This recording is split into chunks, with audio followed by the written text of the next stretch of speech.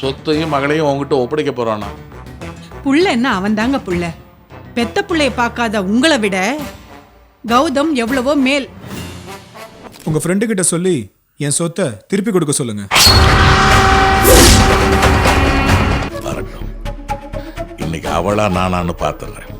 வீட்டோட ஒரிஜினல் ஆளு தமிழ்ச்செல்வி, டூப்ளிகேட் ஆளு பூமிநாதன். ஐயோ சார். என்ன ஐயோ? உங்க மாமனார் பூமிநாதன் பணத்துக்காக பெரிய ஃப்ராடு பண்ணியிருக்காரு.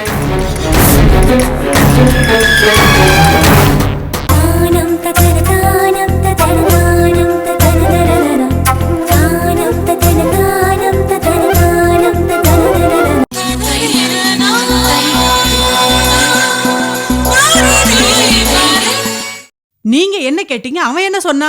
ஆனா நீ வேற, அவன் என்கிட்ட பேசும்போது முகம் கொடுத்தே பேசல. 4 வார்த்தை பேசுனா 1 வார்த்தை தான் பேசினான். உன் பொண்ணு ரிலீஸ் ஆகுதான். அவன் வந்ததும் சொத்தையும் மகளையும் உங்ககிட்ட ஒப்படைக்க போறானா? புள்ள என்ன அவன் தாங்க புள்ள. பெத்த புள்ளைய பார்க்காத உங்களை விட கௌதம் எவ்வளவோ மேல். வேற எவனாவதா இருந்திருந்தா சொத்தை வித்து தாம் தோம்னு செலவு பண்ணிருப்பான். ஆனா கௌதம் அப்படி இல்லங்க.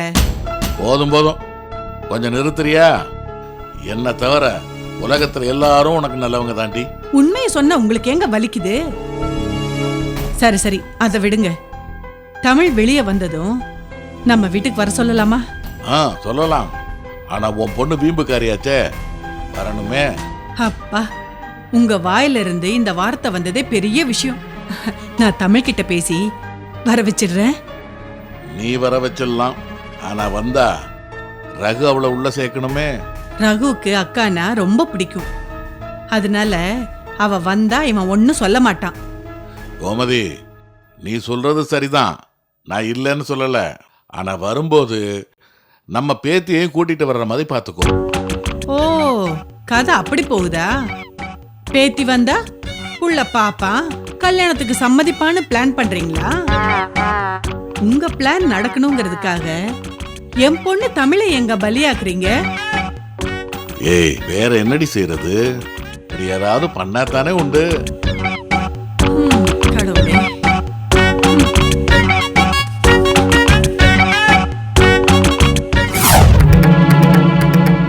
நான் பிளான் பண்ற மாதிரி எல்லாம் நடந்ததுன்னா ரொம்ப சந்தோஷப்படுவேன். நடக்குமா? நடக்கும், கண்டிப்பா நடக்கும். நடத்தி காட்டணும். என்ன முட்டாளாக்குன மாமாவை நான் முட்டாளாக்காம விட மாட்டேன்.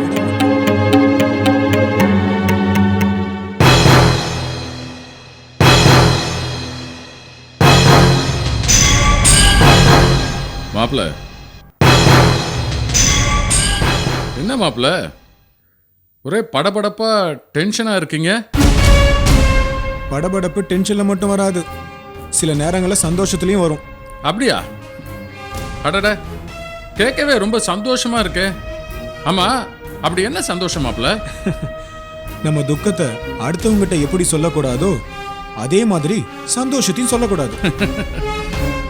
மாப்பிள்ள, எப்படி இப்படியெல்லாம் பேச கத்துக்கிட்டீங்க? எல்லாம் உங்களை பார்த்து தான் மாமா. மாப்பிள்ள, இனிமேல் உங்ககிட்ட கொஞ்சம் ஜாக்கிரதையா தான் பேசணும். இது பெரிய வார்த்தை மாமா, நான் ஒரு சின்ன வார்த்தை பேசட்டா? என்ன மாப்பிள்ள இப்படி கேக்குறீங்க? என்கிட்ட பேசுறதுக்கு நீங்க கேட்கணுமா என்ன? பேசுங்க மாப்பிள்ள, பேசுங்க. என் சொத்தை மற்றவங்களுக்கு கொடுக்க எனக்கு எப்பவுமே விருப்பம் இல்லை. ஆனா உங்க பேச்சை நம்பி உங்க ஃப்ரெண்டு துரவேலு கிட்ட சொத்தை கொடுக்குறேன்னு சொல்லி அட்வான்ஸ் வாங்கியிருக்கேன். மாப்பிள்ள, இது ஏன் என் மாப்பிள்ள மறுபடியும் சொல்லிட்டு இருக்கீங்க? விஷயத்துக்கு வாங்க. என் சொத்தை விற்கிறேன்னு அன்னைக்கு தெரிஞ்சா ரொம்ப வருத்தப்படுவாங்க. அதனால நான் சொத்தை கொடுக்கறதுக்கு விருப்பப்படலை. மாமா, என்ன பாருங்க. மாப்பிள்ள, சொல்றத கேட்கறதுக்கு தான் காது இருக்குல்ல, மூஞ்சி தேவையில்ல. சொல்லுங்க மாப்பிள்ள. உங்க ஃப்ரெண்டு கிட்ட சொல்லி என் சொத்தை திருப்பி கொடுக்க சொல்லுங்க. அவர் கொடுத்த அட்வான்ஸ்க்கு எத்தனை % வட்டின்னு சொல்லுங்க, கொடுத்துட்றேன். என்ன மாப்பிள்ள நீங்க வட்டிக்கு பணம் கொடுக்குற காலி பசங்க நாங்க நினைச்சுக்கிட்டு இருக்கீங்களா? இன்னொரு தடவை என் முன்னாடியோ என் ஃப்ரெண்டு முன்னாடியோ இந்த மாதிரி பேசிடாதீங்க, அது அவ்வளவு நல்லா இருக்காது. உண்மையை சொன்னா எதுக்கு மாமா கோவப்படுறீங்க? உண்மையா? எது மாப்பிள்ள உண்மை? உங்க பேச்சை கொண்டு போய் கல்வெட்டுல தான் எழுதி வைக்கணும். ஏன்னா எங்களுக்காக சொத்தை எழுதி கொடுக்குறேன்னு சொல்லுவீங்க, அப்புறம் அடுத்தவங்களுக்காக சொத்தை திருப்பி கேட்பீங்க. மாப்பிள்ள, கடையில கத்திரிக்காய் வாங்கிட்டு அதை திருப்பி கொடுத்தா வாங்குறானான்னு போய் பாருங்க. கத்திரிக்காய்க்கே அந்த நிலைமைனா பல கோடி ரூபாய் சொத்து என்ன நிலைமை? இதெல்லாம் கேட்கறதுக்கு நல்லாவா இருக்கு? நல்லா இல்லை தான். ஆனால் சொத்தை வாங்க முடியாதவங்க எதுக்கு அட்வான்ஸ் கொடுக்கணும்? ஏன் வருஷ கணக்கில் இழுத்தடிக்கணும்? ஆ, இப்ப கேட்டீங்களே, இது நியாயமான கேள்வி. இதுக்கு நான் ஏற்கனவே பதில் சொல்லிட்டேன், இப்பவும் சொல்றேன். மாப்பிள்ள, கொஞ்ச நாள் வெயிட் பண்ணுங்க, எல்லாத்தையும் முடிச்சு தரேன். போதுமா? ஆ? இதுக்கு போய் மூஞ்ச தூக்கி வச்சுட்டு உட்காந்துட்டு இருக்கீங்க. உண்மையை சொன்னா கோவம் வருது பாரு. இவங்களாம் நம்பி ஏமாந்தது போதுண்டா சாமி.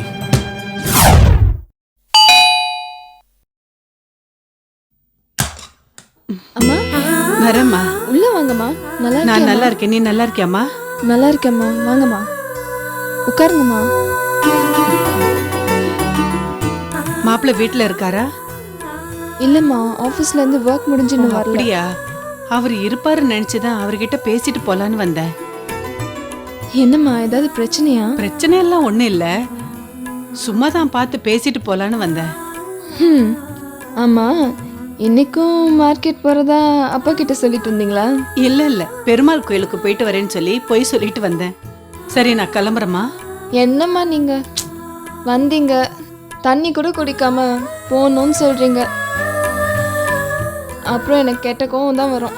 உன் கோவம் கெட்ட கோவம் இல்லம்மா, உங்க அப்பா கோவம் இருக்கு பாரு, அதுதான் கெட்ட கோவம். அத்தை, வாங்க மாப்பிள்ள, எப்படி இருக்கீங்க? நல்லா இருக்கேன் அத்தை, உட்காருங்க. இருக்கட்டும். எப்போ அத்தை வந்தீங்க? இப்பதான் வந்த மாப்பிள்ள. நீங்க இல்லைன்னு சொன்னதும் அம்மா கிளம்பிட்டாங்க தெரியுமா? ஏன் அத்தை, என்கிட்ட ஏதாவது பேசணுமா? ஆமா மாப்பிள்ள, ஊர்ல இருக்கிற வீட்டு மேல உங்க மாமா நிறைய கடன் வாங்கியிருக்காரு. அந்த கடனை திருப்பி கொடுக்காதனால வீட்டை ஏலத்துல விட போறதா நோட்டீஸ் அனுப்பியிருக்காங்க. ஐயோ, என்னம்மா இது? உஷா, பணம் கொடுக்காம இருந்தா இப்படிதான் செய்வாங்க. ஆனா தமிழோட வீடா இருக்கிறதுனால ஏதாவது செய்யணும். அதான் மாப்பிள்ள, உங்களை தேடி வந்திருக்கேன்.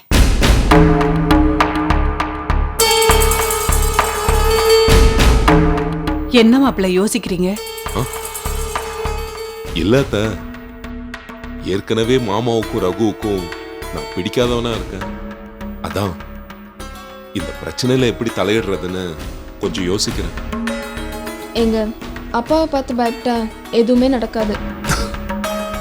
நான் யோசிக்கிறது பயத்தினால இல்ல, இந்த விஷயத்துல நான் தலையிட்டா அடி உங்க அப்பாவுக்கு தான். அதான் யோசிக்கிறேன்.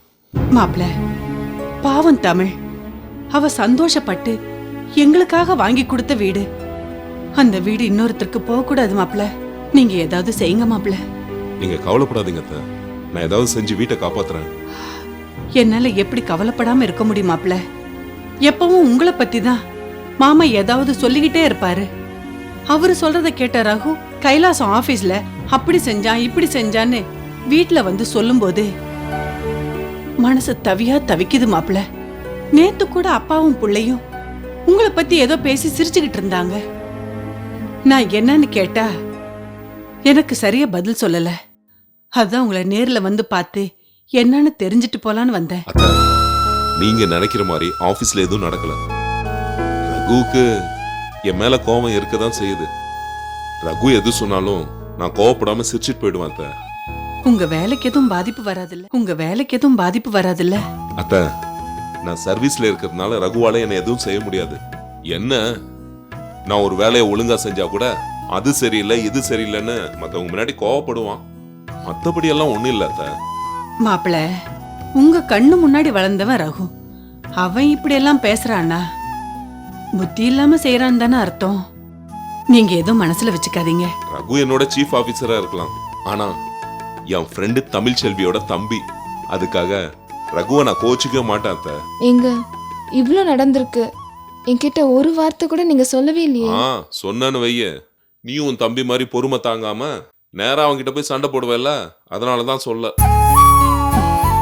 உங்ககிட்ட பேசினதுக்கு அப்புறம் தான் எனக்கு நிம்மதியா இருக்கு மாப்பிள. நான் வரேன், டைம் ஆகுது. அத்தை, இருங்க சாப்பிட்டு போலாம். நீ போய் சாப்பாடு ரெடி பண்ணு. இருக்கட்டும் மாப்பிள, இப்ப எனக்கு டைம் இல்ல, வீட்ல எல்லாருக்கும் சமைக்கணும். மாமா கூட பசி தாங்க மாட்டாரு. நான் போயிட்டு வரேன் மாப்பிள. போயிட்டு சரிம்மா, வரேம்மா. சரிங்க. பார்த்து போங்க.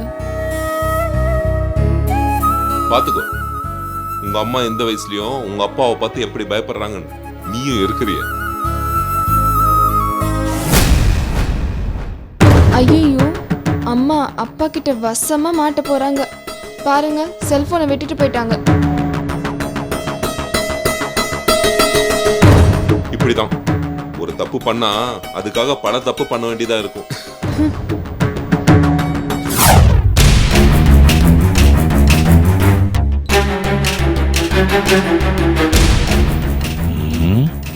என்ன ரிங் போகுது, ஆனா எடுக்கல. எங்க போய் தொலைஞ்சான்னு தெரியல.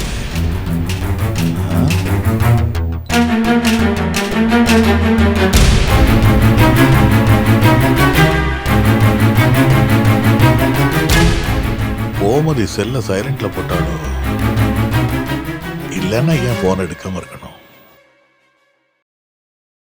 வாப்பா ரகு. என்னப்பா, அம்மா வீட்டில் இல்லையா? எப்படிப்பா கரெக்டா சொன்ன? அம்மா இருந்திருந்தா அம்மா கிட்ட சண்டை போட்டுட்டு இருந்திருப்பீங்களா? அவங்க இல்லாதனால தானே சைலண்டா இருக்கீங்க. அதான் கேட்டேன்.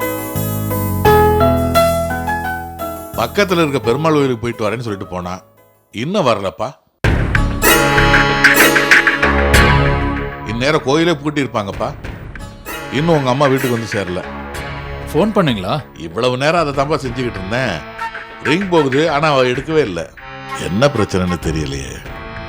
சரி விடுங்கப்பா, அம்மா என்ன குழந்தையா வழி தவறி போறதுக்கு? வந்துருவாங்க, வெயிட் பண்ணுவோம்.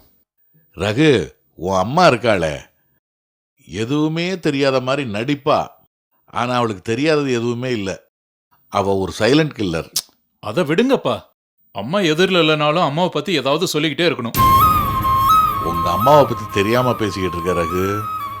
இப்படித்தான் இதுக்கு முன்னாடி மார்க்கெட்டுக்கு போயிட்டு வரேன்னு போய் கோயம்பேடு மார்க்கெட்டுக்கு ஆட்டோக்காரன் கூட்டிட்டு போயிட்டான்னு கதை விட்டான். அப்புறம் பார்த்தா அந்த கைலாசம் வீட்டுக்கு போய் உன் அக்காவை பார்த்துட்டு வந்திருக்கான். உங்களுக்கு எப்படிப்பா தெரியும்? ரகு, சில பேர் மனசை பார்த்து தெரிஞ்சுக்கலாம், சில பேர் முகத்தை பார்த்து தெரிஞ்சுக்கலாம், சில பேர் பேச்சை கேட்டு தெரிஞ்சுக்கலாம்.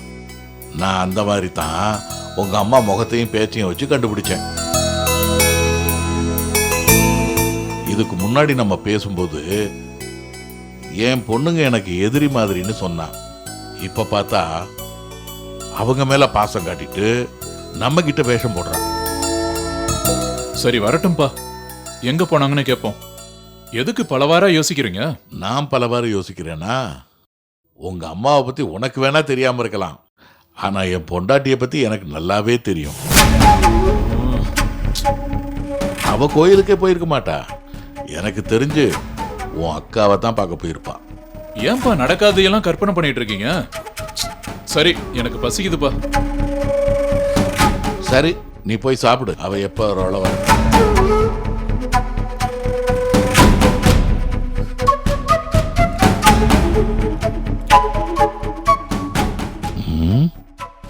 ரிங் போயிட்டே இருக்கு, எடுக்கல. நிச்சயமா பொண்ணை பார்க்கத்தான் போயிருப்பா.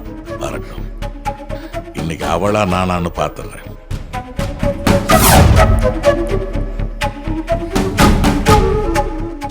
ஊர்ல இருக்கிற வீட்டு மேல உங்க மாமா நிறைய கடன் வாங்கியிருக்காரு. அந்த கடனை திருப்பி கொடுக்காதனால வீட்டை ஏலத்துல விட போறதா நோட்டீஸ் அனுப்பியிருக்காங்க. பாவம் தமிழ், அவ சந்தோஷப்பட்டு எங்களுக்காக வாங்கி கொடுத்த வீடு. அந்த வீடு இன்னொருத்தருக்கு போக கூடாது மாப்பிள்ள. நீங்க ஏதாவது செய்யுங்க மாப்பிள்ள.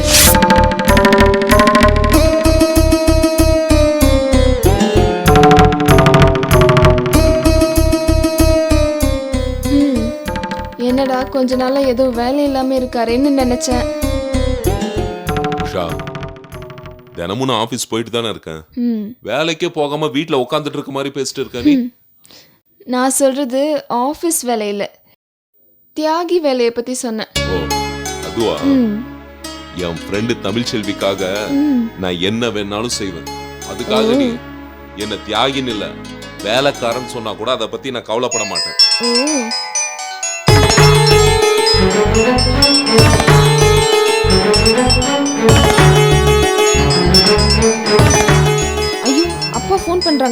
கட் பண்ணிடுவா? ஏய் கட் பண்ணாத, அப்புறம் உங்க அப்பா உங்க அம்மா உண்டியலன்னு பண்ணிடுவாரு. அப்புறம் என்னங்க பண்றது? இங்க கொடு, சைலண்ட் மோட்ல போடு.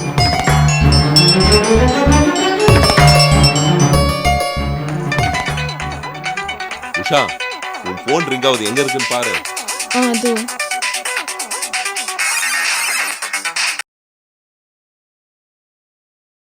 ஹலோ, யாரு? ஹலோ உஷா, அம்மா பேசுறேன். அம்மா, அவசரத்துல செல்போனை விட்டுட்டு போயிட்டீங்க நீங்க. ஆமாம்மா, அப்பா ஃபோன் பண்ணா எடுக்காத. பண்ணா இல்லம்மா, பண்ணிட்டு தான் இருக்காரு. என்ன சொல்ல போறீங்க? நான் ஏதாவது சொல்லி சமாளிச்சுக்கிறேன், வச்சிடுறேன். ஆ ஓகே, சரிம்மா.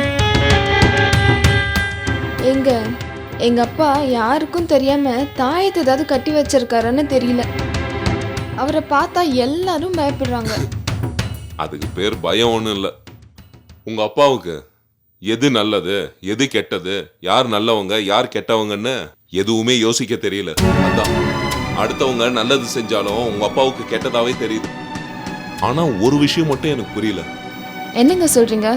ஆமா உஷா, வீடு தமிழ்ச்செல்வி பேர்ல இருக்கு. அப்படி இருக்கும்போது உங்க அப்பாவுக்கு எப்படி கடன் கொடுத்துருப்பாங்க?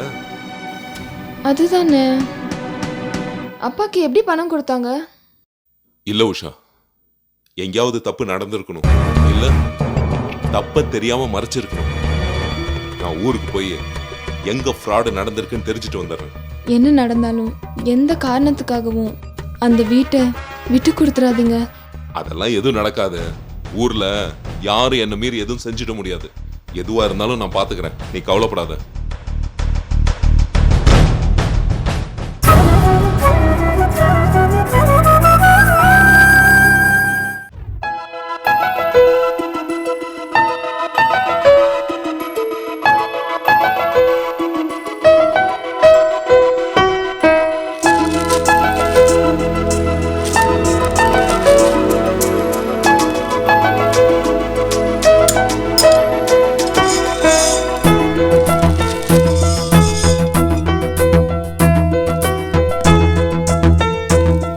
வணக்கம் சார். வாங்க உட்காருங்க. Thank you sir.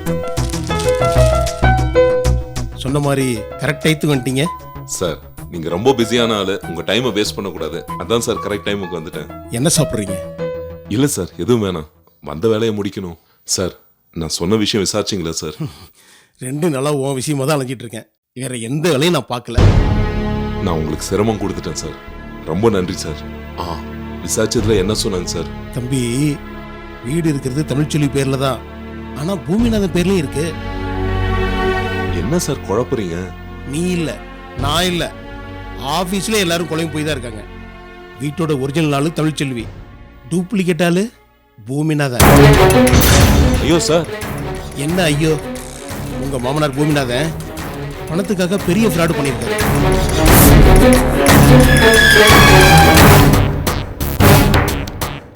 ஒரிஜினல் டாக்குமெண்ட்ஸை மறைச்சு வச்சு போலி டாக்குமெண்ட்ஸை தயார் பண்ணி அடமானம் வச்சு பணத்தை வாங்கியிருக்காரு.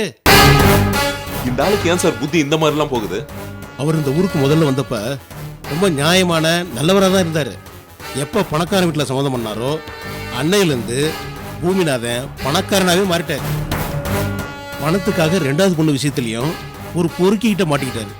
எப்படியோ ஒன்னால தான் அந்த பொண்ணுக்கு நல்ல வாழ்க்கையே அமைஞ்சது. சார் நடந்தது நடந்து போச்சு, இப்போ என்ன சார் பண்ணலாம்? என்ன பண்ணுறது? பணம் கொடுத்த பைனான்சியரை தான் பார்க்கணும். அவன் சரியான கல்லூலி மங்க, பாறையிலேயே நார் விற்கிறவன். அவன் அவனை தான் எப்படி சமாளிக்கிறதுன்னு தெரியல.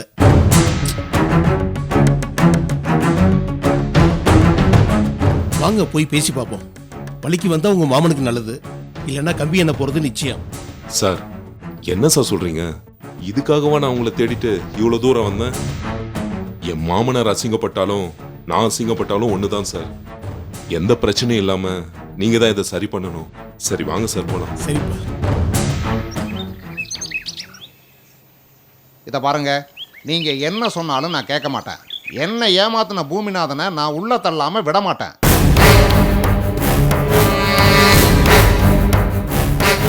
மூணு புள்ளைய பெத்த பெரிய மனுஷன் மாதிரியா இருந்தாலும் நடந்துக்கிட்டாரு. இதை வெளியே சொன்னோம்னா என் மூஞ்சில காரி துப்புவாங்கன்னு தான் நான் வெளியே சொல்லாம இருக்கேன். ஈசி போட்டு பார்த்தா பத்திரம் பொண்ணு பேர்ல இருக்கு. எவ்வளவு கீழ்த்தரமா டூப்ளிகேட் பத்திரம் ரெடி பண்ணி என்னை ஏமாத்திருக்கான் அந்த ஆளு. உங்க கோபம் ஆத்திரம் எல்லாமே நியாயமானது தான். அந்த பூமிநாதன் செஞ்சது பெரிய தப்பு தான். நடந்தது நடந்து போச்சு. இனிமே நடக்கிறத பத்தி பேசுங்க. என்ன நடக்கிறது? என்னை ஏமாத்தினவன உள்ள தள்ளாம விட மாட்டேன். அடடா, என்னண்ணே சொன்னதே சொல்லிட்டு பூமிநாதன் உங்களுக்கு எதிரியா இருக்கலாம். ஆனா அவர் மருமக கைலாசம் நம்ம ஆளு. நீங்க தானே கொஞ்சம் அட்ஜஸ்ட் பண்ணிக்கணும். சார் நம்மெல்லாம் ஒண்ணுக்குள்ள ஒண்ணு சார். உங்களை நம்பிதான் நான் அவ்வளவு தூரம் இருந்து கிளம்பி வந்தேன். கொஞ்சம் பெரிய மனசு பண்ணுங்க சார். என் மாமனாரை விடுங்க. தமிழ்ச்செல்வியை கொஞ்சம் யோசிச்சு பாருங்க. இந்த பிரச்சனையை நீங்க கோர்ட்டுக்கு கொண்டு போனா பாதிக்கப்படுறது என் மாமனார் மட்டும் இல்ல, தமிழ்ச்செல்வியும் தான். சார் இன்னொரு விஷயத்தையும் சொல்லிடுறேன், நீங்க நல்லா புரிஞ்சுக்கணும். நீங்க வச்சிருக்கிறது போலி பத்திரம். இதை நீங்க கோர்ட்டுக்கு கொண்டு போனா மாற்றுறது என் மாமனார் மட்டும் இல்ல, நீங்களும் தான். என்ன மிரட்டுறீங்களா? ஐயோ சார், இருக்கிற உண்மையை தான் சார் சொல்றேன். நீங்க ஏன் சார் தப்பா எடுத்துக்கிறீங்க? இதை பாருங்க, மறுபடியும் சொல்றேன், பிரச்சனையை தொட முடிச்சுக்கிட்டா எல்லாருக்கும் நல்லது. கைலாஸ் தம்பிக்காக கொஞ்சம் இறங்கி வாங்க. இறங்கி வந்தா போதுமா? என் பணத்துக்கு என்ன வழி முதல்ல அதை சொல்லுங்க. சார் உங்க பணத்தை நான் செட்டில் பண்றேன் சார், போதுமா சார்? என்னங்க இவ்வளோ யோசிச்சுட்டு இருக்கீங்க?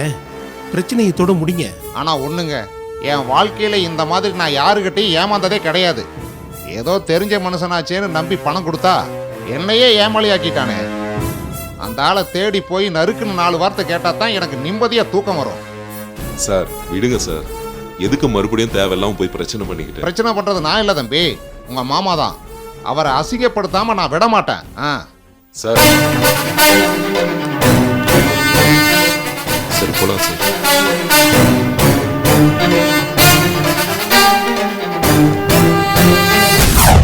ஹலோ வக்கீல் சார், நான் சொன்ன மாதிரி டாக்குமெண்ட்ஸ் ரெடி பண்ணிட்டீங்களா? நீங்க சொல்றது எனக்கு நல்லா புரியுது. ஆனா இது நடைமுறைக்கெல்லாம் ஒத்து வராது. அண்ணி வரட்டும், அவங்க என்ன சொல்றாங்களோ அதுபடி செஞ்சிடலாம். ஓகே ஓகே, எனக்கு அந்த நம்பிக்கை இருக்கு. பார்க்கலாம். சரி. எங்க பாருங்க, ஏங்க ம்? வக்கீல் என்ன சொன்னாரு? நீங்க என்னங்க சொன்னீங்க? ஒண்ணுமே புரியலையே. புரியுறவங்களுக்கு புரிஞ்சா போதும்.